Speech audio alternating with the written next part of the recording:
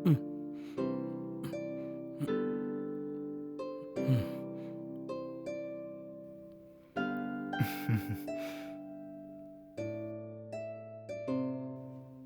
ఆహ్, సార్, హ్మ్. సార్ ఒక చిన్న హెల్ప్ చేయాలి సార్. ఏంటి హెల్పా? అవును సార్. ఏం హెల్ప్ అమ్మా? ఓ ₹1000 అప్పు కావాలి సార్. సాలరీ రాగానే ఇచ్చేస్తాను సార్. అది కాదమ్మా. మీకు డబ్బులవసరమైతే మీరు పనిచేసే చోట డబ్బులడిగి తీసుకోవాలి గానీ, ఇలా కస్టమర్‌లని అడుగుతారా? అది వాళ్ళని ఆల్రెడీ అడిగాను సార్. వాళ్ళు కుదరదన్నారు. అందుకే మిమ్మల్ని అడిగాను. హుహు. అట్లా ఇవ్వడం కుదరదమ్మా. నువ్వెళ్ళొచ్చు. Okay sir. Sorry sir. హ్మ్.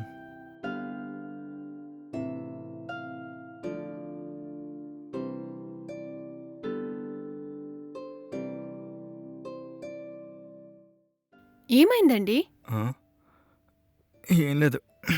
ఆ వాటర్ క్యాన్ ఇచ్చే అబ్బాయికి 1000 అప్పు కావాలంట. ఏదో అవసరం ఉంది. సాలరీ వచ్చాక తిరిగిస్తాడంట.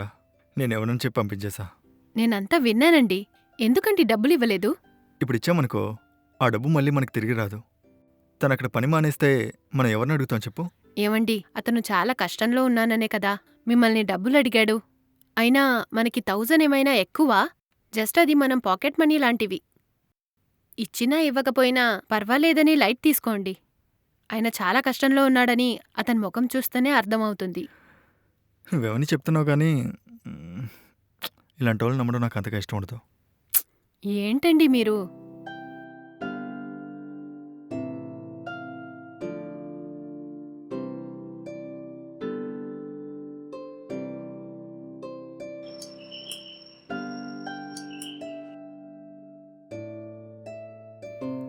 ఏం కావాలి? అది సార్ కాల్ చేసి ఒకసారి రమ్మన్నారు. అవునా? హ్మ్. సరే లోపలికి రా. సరేనండి.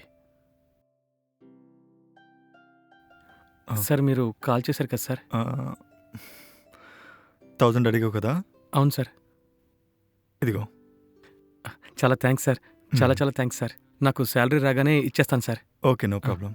Thank you sir. ఓకే. వెళ్ళమ్మా. ఆ! థాంక్స్ అండి. థాంక్స్ ఎందుకు?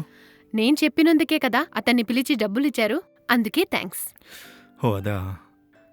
నువ్వు చెప్పాక నేను ఆలోచించాను. నువ్వు చెప్పింది కరెక్టే. మనకి 1000 ఎక్కువ కాకపోవచ్చు, కానీ అతనున్న పరిస్థితికి 1000 ఎక్కువే కదా! హ్మ్. అందుకే కాల్ చేసి రమ్మన్నాను. సరేనండి.